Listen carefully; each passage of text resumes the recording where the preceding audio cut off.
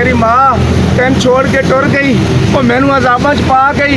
वो शादी करन दी उन्होंने बड़ी शौक सी, वो बच्चे होंदे ही उन्हें जनाब मेरे नाल लड़ाइयां पा दित्तियां। वो रुस के पेकिਆਂ ਦੇ बूहे ते बैठी है। वो मैं की करा मेरा पुत्र, ओ रेहड़ी वाला काला लड्डू पीठी वाला, उत्ते जाने दोवें प्यो दी लड्डू पीठी खाने तेरी माँ दे मैं रोवां हुण मैं की करा पेकिਆਂ नूं। चल आ जा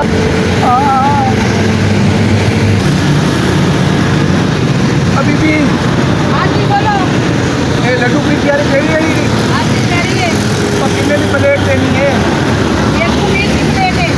अब खुदा ना खौफ था, 120 रुपये की प्लेट दे रही और मेरी छोटी जी बच्ची है, मैं भूख लगी है, ठीक है ना?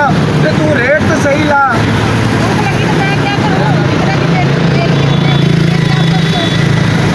कल आता और 100 रुपए की प्लेट है तो तू 150 की बेचनी, और तेरा दिमाग तो नहीं खराब? मेरा दिमाग सही है, आपका खराब है।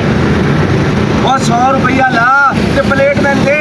100 रुपए की किधर से देना जाके ले लो। चल सुन मेरी, वो तेनू अल्लाह ने इतना कुछ दिता है। वो तेरे यार पागल मेरी बीवी सी, वो जेड़ी शादी करन दोनों बड़ा शौक सी, वो बच्चा होते ही मैं छड़ के चली गई है। वो मैं रोवां ओदे पेकिਆਂ ਨੂੰ, वो मैं रोवां ओदे दम ਨੂੰ। वो मेरी छोटी जी बच्ची है, वो मैं उन्हें एक प्लेट खवावी तो तू आनी मैं 120 लेना तो 150 लेना। तो मैं क्या करूँ? तुम्हारी बीवी चली गई, मेरा इसमें क्या कसूर है? और छोटी जी बच्ची है, और कोई रेट 100 रुपया ला ले, मेरी प्लेट दे, मैं खवावा, मैं ना बड़ी भूख लगी। लेनी है तो ला, नहीं तो जाओ। तुम्हारी मेहरबानी है, अगर खाना तो खाओ, नहीं तो जाओ, मेरा ठेला ना खराब करो। अच्छा मैं एक शर्त पे 120 की प्लेट खाऊंगा लेऊंगा, पहले मुझे एक लड्डू तो चेक कराओ ना, मैं खा के तो देखूं।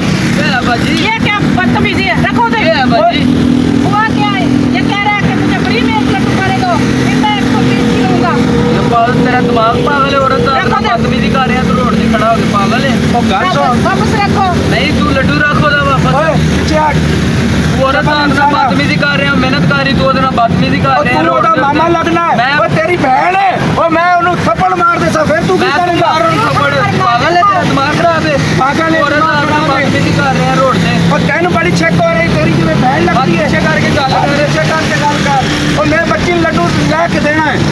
मेरी भैन लगती तू अब पीछे कर। आ फाड़ तू लड्डू खा। मैं तू कह रहे फाड़ के चल तू। तो अपने जेब में पैसे निकालो ना, लड्डू खाने का शौक दो। वो एक औरत नाल बदतमीजी कर रहे हैं, तू गैरत नहीं है। वो गल सुन, ए पिया तेरा लड्डू, वो कसम खा तुसी, वो मैं ਤੁਹਾਡੇ खिलाफ दरखास्त देना। मैं तेरी 15 पे कॉल कर दी थी, क्या काम कर अपना? पागल है तू। पागल है तू। आज तो मैं तेन छड़ रहा, और मैं तो कह रहे हैं जा काम कर, तेरे को जो होता है कर जा। तू मेरे रास्ते जाए ना तो मैं तेरे गोली मार देनी। मैं तो कह रहा हूं मारना खा जा। अब से हट तू। जा काम और जा काम कर। जा काम कर।